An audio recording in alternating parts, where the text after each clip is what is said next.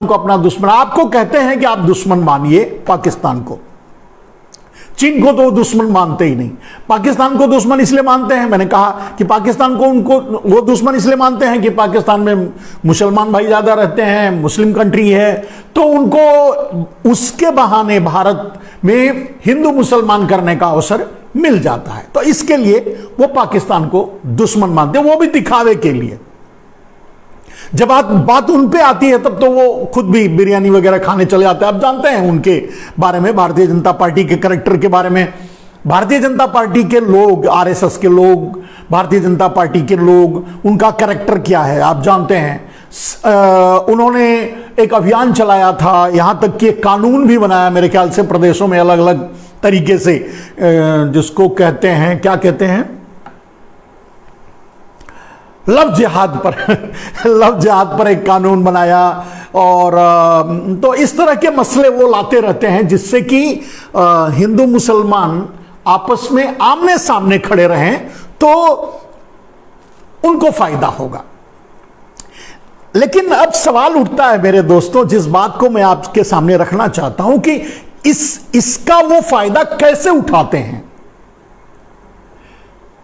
किस हथियार का इस्तेमाल करते हैं इस फायदे को हासिल करने के लिए, वही आज विषय है। आज विषय है देश के दो ही दुश्मन हैं, मैं मानता हूं। वो मानते हैं किसी को, इसको उसको मानते रहे, देश के दो ही दुश्मन हैं, एक है मोदी और दूसरे हैं गोदी। मोदी का मतलब आप समझ रहे हैं, नरेंद्र दामोदर दास मोदी, देश के एक दुश्मन। और दूसरा दुश्मन क्या है? दूसरे दुश्मन है गोदी। गोदी मतलब गोदी मीडिया, जिसको कि आज आप सभी लोग, ये बहुत चर्चित नाम हो चुका है। वैसे गोदी मीडिया को गोदी नाम देने का श्रेय क्या कहते हैं, रवीश कुमार को जाता है।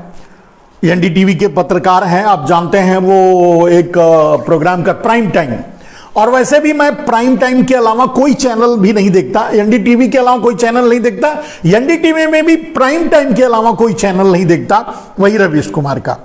तो उन्होंने ही गोदी मीडिया का, गोदी का नाम दिया था, गोदी मीडिया। तो देश के यही दो दुश्मन हैं, एक नरेंद्र मोदी और दूसरा, एक मोदी दूसरा गोदी। इसी की व्याख्या करनी है, दोनों दुश्मन कैसे हैं, ये दोनों दुश्मन कैसे हैं, ये हम आपको समझाने की कोशिश करेंगे मेरे दोस्तों कि ये दोनों दुश्मन कैसे हैं। और एक खास बात, आप लोग सभी लोग जुड़ रहे हैं और बड़ी तेजी से अपने सवाल भी लिख रहे होंगे। जो भी सवाल मेरे पास आएगा, मेरे सामने आएगा, मैं उसका आप सवाल डालते रहिए, मैं उसका जवाब भी देता रहूंगा बीच बीच में। आज जो सवाल डाला गया था, इसमें क्या कहते हैं, टैगलाइन जो मतलब मैंने पोस्टर डाला था, उसमें जो जवाब डाला गया था सवाल के, उसमें लोगों ने कमेंट डाला था, उसको मैं पहले आप लोगों तक पहुंचा दूं और उसमें किसकी व्याख्या करने लायक है वो पहुंचा दूं। तो रोशन सिंह लिखते हैं, रोशन सिंह ने लिखा है उसमें कि बिल्कुल सही, जो मैंने कहा है कि गोदी मीडिया और नरेंद्र मोदी और गोदी, यही दो दुश्मन हैं। और एक निकेश भाई हैं, शायद वो बहुत ज्यादा भारतीय जनता से प्रभावित हैं, तो उन्होंने एक पोस्टर छोटा सा डाला है जिसमें मोदी जी चाय बनाकर देंगे, वो पीने के लिए गए हुए हैं, तो आकर के लिखेंगे जब अपना कमेंट, तब हम आपको पहुंचाएंगे। महेश चंद्र जी लिखते हैं, ये फालतू बात करता है, मेरे लिए लिखते हैं, कभी हम भी देखा करते थे, यही कहता था वो बिल पास नहीं, वापस नहीं लेगा, वह इस्तीफा दे चुका है। और जिस प्रकार फोटो इसकी पोस्ट हो रही है, साबित हो रहा है कि यह टिकट के जुगाड़ में है। बहुत बात सही कह रहे हैं आप महेश चंद्र जी, आपने जो कहा, अब बात तो आपकी क्लैरिफाई कर दूं कि पहली बात तो मैं बहुत पहले ये निर्णय ले चुका हूं, ना तो मैं चुनाव लड़ूंगा, ना तो राजनीति में जाऊंगा, ना तो किसी पार्टी का समर्थन करूंगा। इन सब से मैं दूर हूं, मुझे इन सब की जरूरत नहीं है। मैं उनको अपनी जेब में रख सकता हूं, मुझे उनके पास जाकर के टिकट मांगना, चुनाव लड़ना, ये मेरे लिए ठीक भी नहीं है और मेरे बस में भी नहीं है, मेरे लेवल का नहीं है। तो आपका टिकट वाली बात का तो ये कह दिया। आपने कहा था कि आपने लिखा है, सही लिखा है, कि मैं हमेशा ये कहता था कि नरेंद्र मोदी बिल वापस नहीं लेंगे। मैं आज भी कह रहा हूं मेरे दोस्त, नरेंद्र मोदी ने बिल वापस नहीं लिया है, धोखा किया है किसानों के साथ। बिल वापस नहीं लिया है। बिल जो उन्होंने संसद में वापस लिया है वो सिर्फ किसानों को गफलत में डालने के लिए, चुनाव को इंटरप्रेट करके, मतलब चुनाव में उसका फायदा मिल जाए या चुनाव में उनका नुकसान ना हो, बस इसलिए वापस लिया है। जबकि वो बिल लागू कर चुके हैं और लागू कर रहे हैं। लागू कैसे कर चुके हैं और लागू कैसे कर रहे हैं वो मैं कई लाइव में आपके बारे में, मतलब ये इस बारे में बता चुका हूं कि लागू करने के लिए उन तीनों बिलों में उनमें मूल मुद्दा जो था वो ये था कि कॉन्ट्रैक्ट फार्मिंग, यानी बड़े पूंजीपति अब खेती के व्यवसाय में भी आए, यानी अनाज भी वही उपजाएं, यानी दुकान भी उनकी और अनाज भी उनका, ये उनकी कोशिश थी। इसके लिए उन्होंने क्या किया कि कॉन्ट्रैक्ट फार्मिंग की उनको जरूरत थी और इस बिल के जरिए कॉन्ट्रैक्ट फार्मिंग को ही सपोर्ट करना था। यानी इस बिल में 3 जो पॉइंट थे वो तीनों पॉइंट टारगेटेड ये था कि किसान कॉन्ट्रैक्ट फार्मिंग करें, यानी किसान अपनी उपज बाजार में बेचने की बजाय बेचने से पहले, पैदा करने से पहले किसी पूंजीपति से कॉन्ट्रैक्ट कर लें और उसके लिए फार्मिंग करें और बाद में उस पूंजीपति को वो अपनी उपज, चाहे गन्ना हो, चाहे चावल हो, चाहे दाल हो, चाहे जो भी हो, अपनी दलहन तिलहन जो भी हो, अपनी उपज उस व्यापारी को दे दें। इसका इनडायरेक्टली परिणाम ये होता कि डायरेक्टली इनडायरेक्टली ये परिणाम होना था कि सारी उपज तो जाती ही जाती उनके हाथों में। उसका वो दुष्परिणाम क्या होता वो अलग से मैं बताऊंगा, लेकिन धीरे धीरे सारी जमीनें उनके हाथों में चली जाती, यानी किसान सिर्फ मजदूर बन के रह जाते। और इसका उदाहरण मैंने पहले भी दिया था कि अगर ये उदाहरण लेना है कि कॉन्ट्रैक्ट फार्मिंग में जो भी जाता है वो बाद में सिर्फ मजदूर बन के रह जाता है, उसका उदाहरण आपको चाय बागानों से मिल जाएगा। कहीं भी किसी भी चाय बागान में अब चाय बागान किसी का नहीं रह गया है, या अब सेव बागान किसी का नहीं रह गया है, अडानी उसमें एंट्री कर गए तो चाय बागान किसी का नहीं रह गया, सब छोटे छोटे किसानों का था, अब किसी किसान का नहीं रह गया, अब सिर्फ पूंजीपति का रह गया है। तो इसी तरह से देश की सारी जमीनें अडानी अंबानी के पास चली जाएंगी। जो किसान है आज, वो मालिक हैं खेतों के, वो उसी खेतों में मजदूर बन के रह जाएंगे। कॉन्ट्रैक्ट फार्मिंग का यह परिणाम होना था। बाकी इसके पूरे देश पर क्या परिणाम पड़ते वो अलग से, लेकिन वहां यह परिणाम होना था। कॉन्ट्रैक्ट फार्मिंग लागू करवाना था नरेंद्र मोदी। अब कॉन्ट्रैक्ट फार्मिंग इनडायरेक्टली लागू कर चुके हैं। कैसे लागू कर चुके हैं? आज भारत का कोई भी किसान, भारत के किसी भी किसान को पहले लोन नहीं मिलेगा। लोन अगर वो जाएगा बैंकों में लोन लेने के लिए तो लोन मिलेगा नहीं। लोन इसलिए नहीं मिलेगा कि ज्यादातर बैंक प्राइवेटाइजेशन कर दिए जा रहे हैं, तो नहीं मिलेगा। दूसरा, अगर किसानों को खाद की जरूरत पड़ेगी, बिना खाद के तो वो किसानी नहीं कर सकते, तो जब किसानों को खाद की जरूरत पड़ेगी तो खाद भी नहीं मिलेगी। क्यों खाद नहीं मिलेगी? क्योंकि खाद जो बनाती हैं, उर्वरक जो बनाती हैं कंपनियां, वो धीरे धीरे, पहले तो ज्यादातर कंपनियां प्राइवेट ही थी, कुछ कंपनियां जो सरकारी, इफ्को वगैरह जो भी सरकारी थी वो भी अब प्राइवेट में चली जाएंगी, अडानी अंबानी के हाथों में चली जाएंगी, जैसा कि आप देख रहे हैं। तो खाद भी उनके हाथ में चला जाएगा, बीज जो है वो भी उनके हाथ में है, क्योंकि जब अनाज आपका लेंगे तो उसी से संशोधित करके बीज भी बनाएंगे। तो बीज भी बना करके वही उन्हीं के पास, वो भी उन्हीं के पास रहेगा।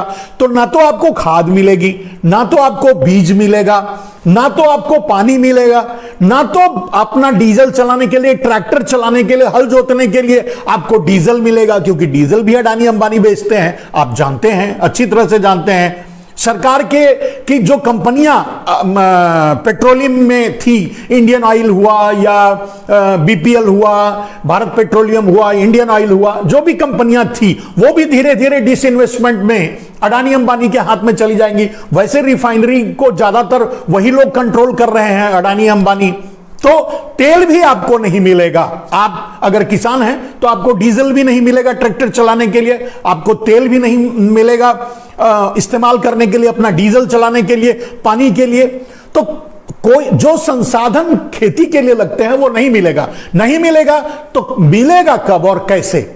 जब आप कॉन्ट्रैक्ट फार्मिंग किसी उद्योगपति से कर लोगे तो वो उद्योगपति ही आपको डीजल, ट्रैक्टर और पानी, बिजली और ये क्या कहते हैं, खाद, ये सारी चीजें वही मुहैया कराएगा। तो लागू हो गया।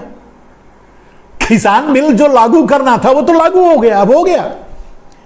कॉन्ट्रैक्ट फार्मिंग को, देश को जबरदस्ती कॉन्ट्रैक्ट फार्मिंग में ढकेलना नरेंद्र मोदी का मिशन था, वो हो गया। जब इसका प्लेटफॉर्म तैयार हो गया पूरी जिम्मेदारी के साथ, तब आदेश दिया अडानी अंबानी ले। अगर लेना होता, अब जैसे आपने कह दिया कि हमने कहा था कि वो नहीं लेंगे, बिल्कुल सही कहा था। तो जब ये सारी योजनाएं बन गई सारा अडानी अंबानी के द्वारा, तो अडानी अंबानी के से आदेश आया कि नरेंद्र मोदी जी अब आप बिल वापस ले लो, बिल की अब जरूरत नहीं है, सब कुछ हमारे हाथ में आ चुका है। सॉइल हम रखे हुए हैं, गोडाउन हमारा हो गया है, एपीएमसी हमारा हो गया है, food corporation of India disinvestment में हम खरीद लेंगे। कहने का अर्थ यह है कि अब आप निश्चिंत रूप से इसे वापस ले सकते हो। मैंने कहा कि कंडीशनल इस्तीफा नरेंद्र मोदी का अडानी अंबानी के पास है। तो सारी शर्तें जो जिससे उनको फायदा होगा, जब फायदा होने की सारी व्यवस्था हो गई तो उन्होंने यह आदेश दिया कि अब बिल वापस ले लो। ले लिया, लेकिन बिल वापस का कोई वैल्यू ही नहीं रह गया। लागू तो हो गया, किसान बिल अभी भी लागू हुए। आप जाइए, आपको खाद के लिए खाद मांगने जाओगे तो डंडा मिलेगा, बीज आपको मिलेगा नहीं, उर्वरक मिलेगा नहीं, बीज मिलेगा नहीं, डीजल पेट्रोल का दाम देख लो क्या है। और आगे आगे तो आपको प्रतिबंधित हो जाएगा, मिलेगा ही नहीं। लोन वगैरह तो बैंक उनका है, वो देंगे ही नहीं। चलिए, आपका जवाब मिल गया होगा। अब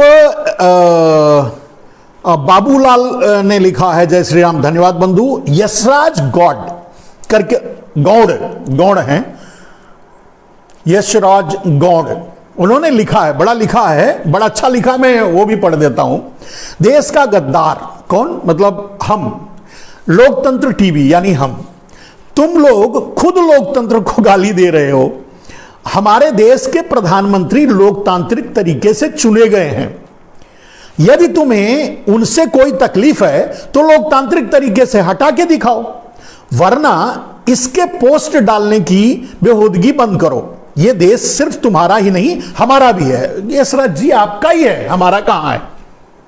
आप जैसे लोगों का ही देश है, आप जैसे मूर्ख लोगों का ही देश है। और दूसरा सवाल जो आपने लिखा है कि लोकतांत्रिक तरीके से नरेंद्र मोदी चुने गए हैं, वो भी गलत लिखा है यार। लोकतांत्रिक तरीके से कहां चुने गए हैं? वो तो 2014 में झूठ बोल करके आए। क्या क्या झूठ बोले, अब उसको फिर से क्या दोहराऊं। दुनिया भर का झूठ बोल करके आ गए नरेंद्र मोदी 2014 में, और उनमें से एक भी काम नहीं किया। तो 2019 में फिर आना था, जब बेरोजगारी, महंगाई, गरीबी, ये सब एकदम जोर पकड़ लिया, इस सवालों का बौछार हो गई, लगा कि अब नरेंद्र मोदी नहीं जीतेंगे, तो उन्होंने 44 अपने ही सैनिकों को उड़वा दिया। तो जब जीतने के तरीके, आज भी कह रहा हूं, उत्तर प्रदेश का चुनाव है या 5 राज्यों में चुनाव है, आप वोट दो ना दो, वो तो जीत ही लेंगे। वो उनके पास बहुत से तरीके हैं, उन तरीकों का इस्तेमाल करके चुनाव जीत लेंगे। तो लोकतांत्रिक तरीके से वो आए हैं यह कहना आपका गलत है, और लोकतांत्रिक तरीके से कोई हटा ले उनको, यह भी कहना आपका गलत है, क्योंकि लोकतांत्रिक तरीके से वो क्या हटेंगे भाई? जो देश बेचने के लिए आया है वो लोकतांत्रिक तरीके से क्या हटेगा? यशराज जी फिर लिखते हैं, ऐसा लगता है तुम दूध के धुले हुए हो। मैं किसी राजनीतिक दल का समर्थन नहीं करता, लेकिन हमारे देश के प्रतिष्ठित पुरुषों के विरुद्ध इस तरह की अमानवीयता भी बर्दाश्त नहीं। मेरे लिए देश पहले है। तुम लोग अपने आप को भारतीय कहते हो, शर्म आती है। जब देखो जहर उगलते रहते हो। भाई देश नरेंद्र मोदी नहीं है। अगर मैं नरेंद्र मोदी के खिलाफ बोलता हूं, नरेंद्र मोदी को गलत कहता हूं, या यह कहता हूं कि देश के दुश्मन अगर कोई है तो नरेंद्र मोदी है, अगर इस बात से आपको तकलीफ है तो नरेंद्र मोदी देश नहीं है। नरेंद्र मोदी देश नहीं है, देश अलग है। नरेंद्र मोदी सिर्फ प्रधानमंत्री हैं, और वो तो अपने आप को चौकीदार भी मानते हैं, उनकी भाषा में, आपकी भाषा में। तो जब वो चौकीदार हैं तो कोई चौकीदार देश थोड़ी हो जाएगा। और चौकीदार पर कोई उंगली उठाना या उसको बाहर निकालना या उसको सुधारने की बात करना या उसकी गलतियों पर बात करना, अगर आप ये मानते हैं कि गलत है तो यहां भी आप गलत हैं। देश किसी के ऐसे हवाले तो किया नहीं जा सकता। इतना तो आप भी समझदार हैं, इतना तो आप भी समझते होंगे कि चौकीदार हैं। अगर वो खुद को चौकीदार कहते हैं, चौकीदार हैं, तो ऐसे ही उनके हवाले देश कर दिया जाए, ये भी तो ठीक नहीं है। आप खुद ही समझ लो। चलिए, आप समझदार हैं, मैंने आपकी बातों को ले लिया, और आपने जितनी बातें लिखी मैंने उसका जवाब दे दिया। अब लाइव में अगर आप कुछ लिखना चाहते हैं तो लिखिए, फिर मैं उसका उत्तर मैं आपको दूंगा। आप लाइव सवाल कीजिए। अब्दुल्ला पाशा जी लिखते हैं, बाबा जी आप बिल्कुल सही बोल रहे हो। बिल्कुल सही तो बोलूंगा ही। जब लोगों को बुरा लगे बात, तो समझ लो कि मैं सही बोल रहा हूं, या जो भी बात को इस तरह से ले तो आपको यह मान लेना चाहिए कि बात सही है। उसको चुभ रही है, उसको लग रहा है कि कहीं यह बात बाहर न चली जाए।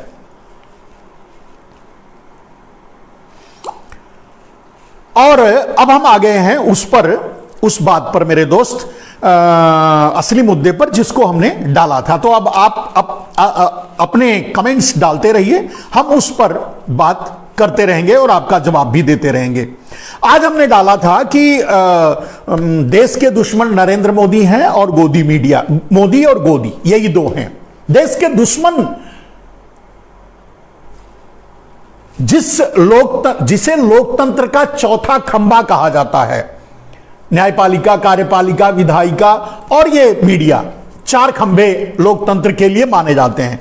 तो जिसे लोकतंत्र का खंभा कहा जाता है, अगर वही सड़ जाए, बिक जाए, गिर जाए, खत्म हो जाए, तो लोकतंत्र कैसे बचेगा?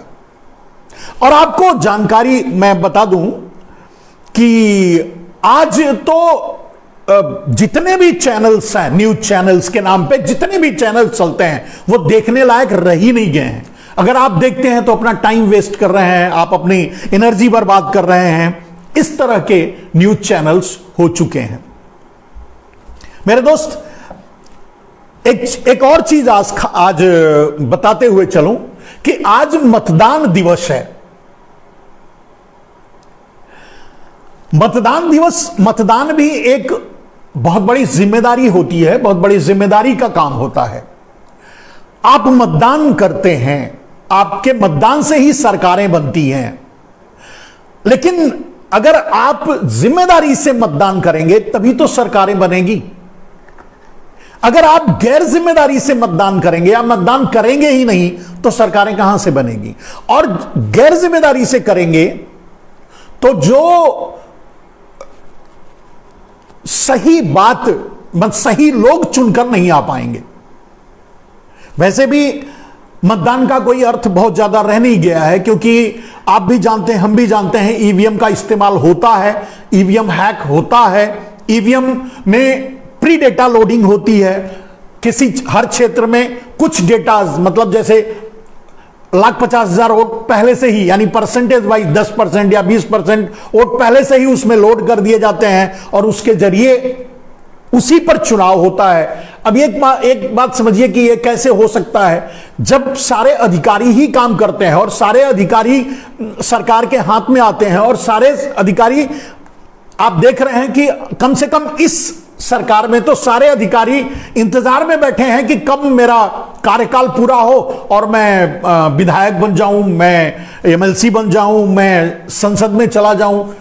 सुप्रीम कोर्ट से लेकर के चपरासी तक हर सरकारी कर्मचारी इसी ताक में बैठा हुआ है कि कब हम रिटायर हो और कब हम भारतीय जनता पार्टी ज्वाइन करके और सरकार में शामिल हो जाए। तो अब उनसे आप, जो इस ताक में बैठा है कि कब वो रिजाइन करे, यानी कब वो रिजाइन भी नहीं, कब वो रिटायर हो, अपनी कार्यकाल पूरा करे और दूसरे दिन वो भारतीय जनता पार्टी ज्वाइन करके सरकार में चला जाए। तो जब इस तरह की मानसिकता बन चुकी है, इस तरह के लोग हैं, और तो उन अधिकारियों से आप क्या उम्मीद करते हो? तो वो अधिकारी आपको बताएंगे कि नहीं, देखिए ये गोलमाल हो रहा है, ये प्री डेटा लोडिंग, मतलब ईवीएम में लोड किया जा रहा है डेटा, या डेटा लोड की हुई मशीनें ईवीएम में इस्तेमाल की जा रही है। ये सारी बातें आपको तो नहीं बताएंगे। क्यों बताएंगे? क्योंकि उनको भी तो उसी राजनीति में जाना है, उनके पास ही जाना है, उनकी सरकार में ही जाकर के मिल करके तो आगे मंत्री बनना है, विधायक बनना है, तो कैसे आपको बताएंगे?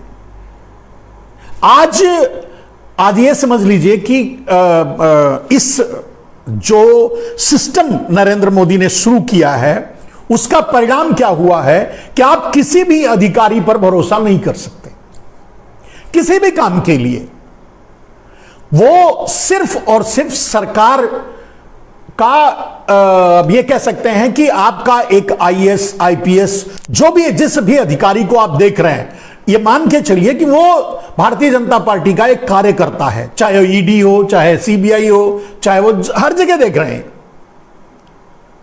ईडी तब छापा मारती है जब चुनाव आता है। ईडी छापा सिर्फ विपक्ष के नेताओं पर मारती है।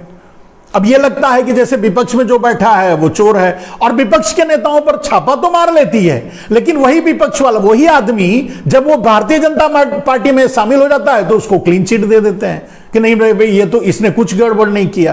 तो आप समझ रहे होंगे कि इनकी क्रेडिबिलिटी, मतलब जो आईएएस, आईपीएस या जो आज देश को चला रहे हैं, नेता तो बदलते रहते हैं, लेकिन आईएएस, आईपीएस तो हमेशा के लिए, ब्यूरोक्रेट्स तो हमेशा के लिए रहते हैं।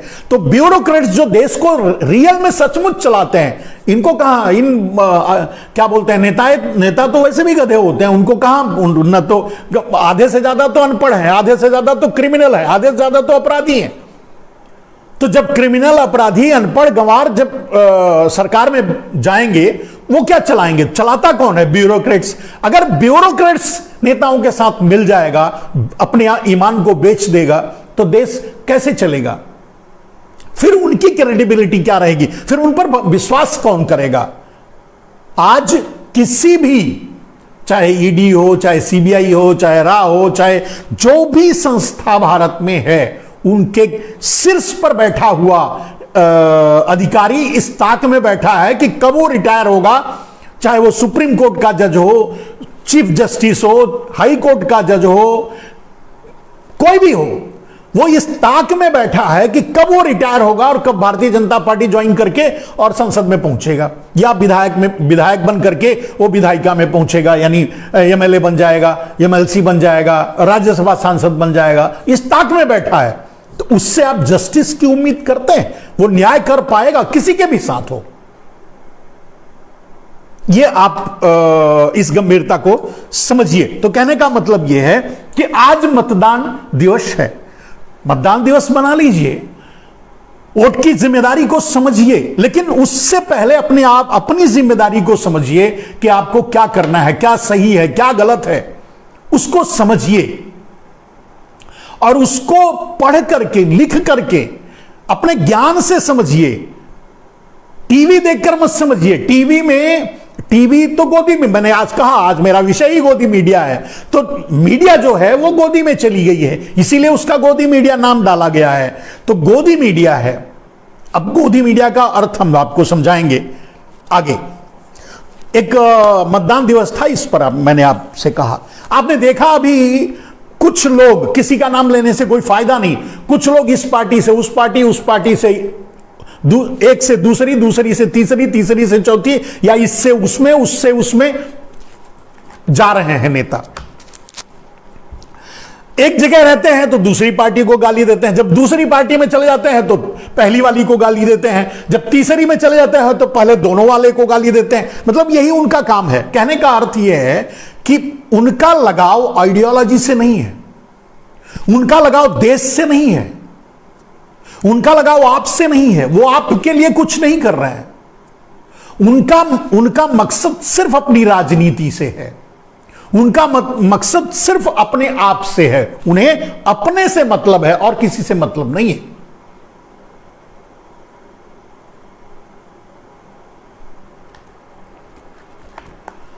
आप समझ गए होंगे मैं क्या कहना चाहता हूं। दोस्तों, यूपी चुनाव में पाकिस्तान की एंट्री हो गई है।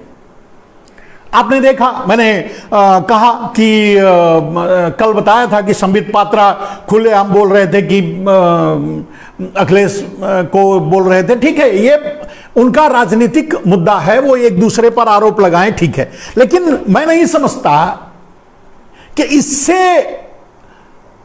बेरोजगारी, गरीबी, महंगाई, भूखमरी, इनका क्या रिश्ता है। आज जवाब यह देना चाहिए देश को, जवाब दे इस चीज के लिए होना चाहिए कि देश के लिए वो क्या करे। क्या मिला? रोजगार मिला, स्मार्ट सिटी बनी, गरीबी मिटी, भूखमरी मिटी, किसानों की आत्महत्या रुकी, जो वादे किए गए थे, जो काम कहा गया था, कह करके चुनाव लड़े थे, क्या वो पूरा हुआ क्या? तो उसकी बात नहीं हो रही, क्योंकि उस पर तो चुनाव लड़ ही नहीं सकते। उस पर जैसे ही उस मुद्दे पर जाते हैं, जब वो मुद्दा उठना शुरू होता है, तब पाकिस्तान की एंट्री हो जाती है। वैसे चीन की एंट्री नहीं होती, चीन का मुद्दा बना हुआ है। चीन भारत के कुछ जमीनों पर कब्जा करके बैठा है, लेकिन उस पर बोलने के लिए तैयार नहीं है, मुंह खोलने। एक बात समझिए, जब से नरेंद्र मोदी प्रधानमंत्री बने हैं तब से, और खास करके जब से इन्फिल्ट्रेशन हुआ है, जब से चीन ने गलवान घाटी में हमला किया, उसके बाद से लेकर, उससे पहले तो रोज चले जाया करते थे घूमने पीजिंग, जिनपिंग से मिलने, लेकिन उसके बाद से लेकर के जब से वो चीन ने हिमाकत की है, तब से लेकर आज तक नरेंद्र मोदी से यह चैलेंज है कि कहीं भी चीन शब्द ही बंद कर दिया लेना।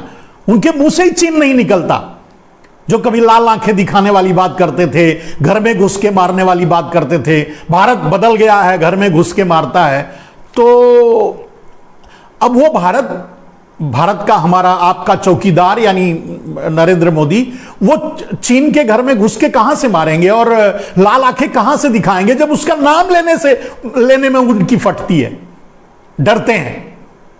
तो कहने का अर्थ यह है। रह गई बात, मेरे दोस्त, अब आते हैं उस मुद्दे पर, उस बात पर जो आपसे हमें आज शेयर करना है। और शेयर करना यह है कि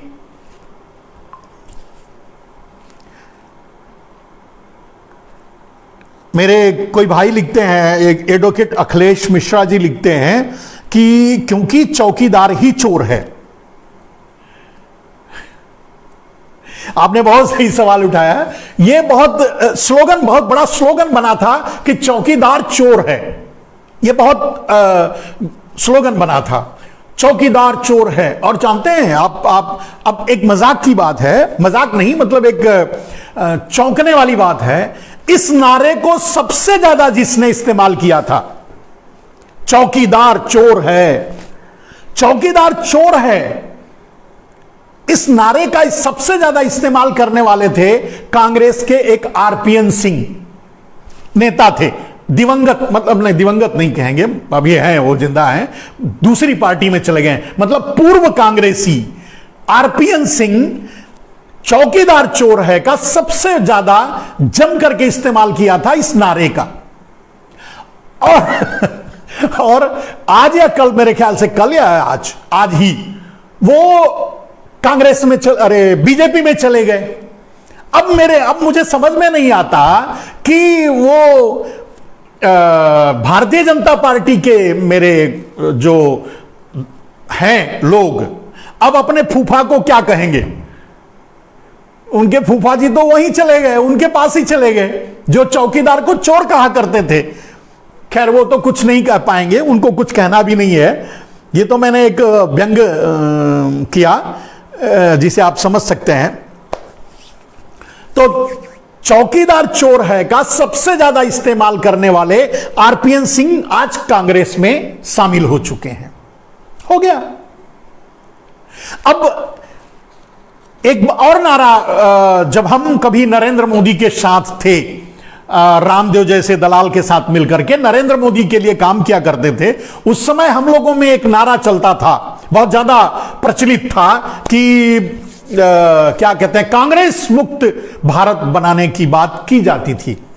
हमारे रामदेव भी किया करते थे और भारतीय जनता पार्टी वाले भी नारा लगाया करते थे। लेकिन आज मेरे समझ में नहीं आ रहा है, जब सारे कांग्रेसी भारतीय जनता पार्टी में जा रहे हैं तो कहां कांग्रेस मुक्त हुई? कांग्रेस मुक्त भारत कहां हुआ? हम तो समझते हैं कांग्रेस मुक्त भारत नहीं, बल्कि कांग्रेस युक्त बीजेपी हो गई। अब उसे तो अपना नाम एक ऐड ऑन कर लेना चाहिए, कांग्रेस मोदी जनता पार्टी। वैसे भी भारतीय जनता पार्टी तो खत्म हो गई है, मोदी जनता पार्टी रह गई है, तो कांग्रेस मोदी जनता पार्टी कर लें, ज्यादा अच्छा रहेगा। मतलब ये तो सुझाव है। राजेंद्र चौधरी लिखते हैं कि राहुल गांधी ने यह बात, अरे नहीं राजेंद्र भाई, आपकी जानकारी के लिए बता दूं, राहुल गांधी तो ये स्लोगन दिए थे, बस ये कहा था कि चौकीदार चोर है, एक आध मंच से ऐसे कहा, एक आध बार। सबसे ज्यादा उसका इस्तेमाल आरपीएन सिंह ने किया है। अगर आप मीडिया में हैं, मीडिया को जानते हैं, अगर न्यूज वगैरह देखते हैं तो आप निकाल लीजिए, सबसे ज्यादा उसका इस्तेमाल आरपीएन सिंह ने ही किया था, चौकीदार चोर है। अब चौकीदार चोर है कहने वाला चोर के साथ ही जाके मिल गया, अब क्या करोगे? और सबसे धर्म संकट का क्या है? धर्म संकट यह है कि हमारे भारतीय जनता पार्टी के टंपंगे बेचारे अब उस आरपीएन सिंह को क्या कहेंगे, आरपीएन सिंह के फूफा जी उनके साथ ही चले गए। चोर कहा करते थे, तो जब चोर कहा करते थे तो गाली दिया करते थे, ट्रोल किया करते थे, भद्दी गालियां दिया करते थे। चलिए वो तो उनका काम है, करते रहते हैं। लेकिन अब क्या कहेंगे? फूफा जी कहेंगे। तो चलिए, ये तो चलता रहता है, ऐसी बहुत सी बातें। जॉनसन यन बिहारी करके हैं कोई, बाबा ये झूठ सच को परेशान कर रहा है, लेकिन अब परास्त हो रहा है। बिल्कुल सही कहते हैं जॉनसन भाई कि झूठ सच को परेशान कर रहा है, लेकिन अब परास्त हो रहा है। लेकिन एक बात और बता दूं जॉनसन भाई, सबसे ज्यादा हम जैसे लोग जो पढ़े लिखे थे, हम नरेंद्र मोदी नहीं है, चौथी फेल नहीं है, घर के भगोड़े नहीं है, हम घर से चोरी करके नहीं भागे हैं। अरे यार, हम तो पढ़े लिखे हैं, अच्छे घर के बच्चे हैं, हम अच्छे बच्चे थे। तो पढ़े लिखे और अच्छा पढ़े लिखे भी हैं, नरेंद्र मोदी की तरह चौथी फेल नहीं है। तो कहने का, अच्छे पढ़े लिखे होने के बावजूद भी आरएसएस के झूठ, आरएसएस और मोदी के झूठ में फंस करके हमने भी अपना 4 साल उनको प्रधानमंत्री बनाने के लिए दिया, अर्पण कर दिया था। अब इससे ज्यादा क्या कहेंगे? तो जो बेचारे आज मूर्ख बनकर के उनके पीछे घूम रहे हैं, हमको तो ये मान लीजिए कि नरेंद्र मोदी प्रधानमंत्री बने जिस दिन उन्होंने शपथ ग्रहण लिया, मेरे ख्याल से 26 मई को ऐसे ही कुछ था, 27 मई को उन्होंने डिक्लेयर किया कि काले धन को एसआईटी गठित करेंगे। उन्होंने वादा किया था कि काला धन राष्ट्रीय संपत्ति घोषित करेंगे, नहीं किया तो हम समझ गए ये सचमुच चोर है, यह पक्का देश का गद्दार है। जब समझ में आ गया तो मैं उसी समय से, उसी दिन से विरोध करने लगा। कहने का अर्थ यह है मेरे दोस्त, हमें बहुत जल्दी समझ में आ गया कि हम गलत थे और अपनी गलतियों को सुधारने के लिए निकल पड़े। अब हो गई तो हो गई।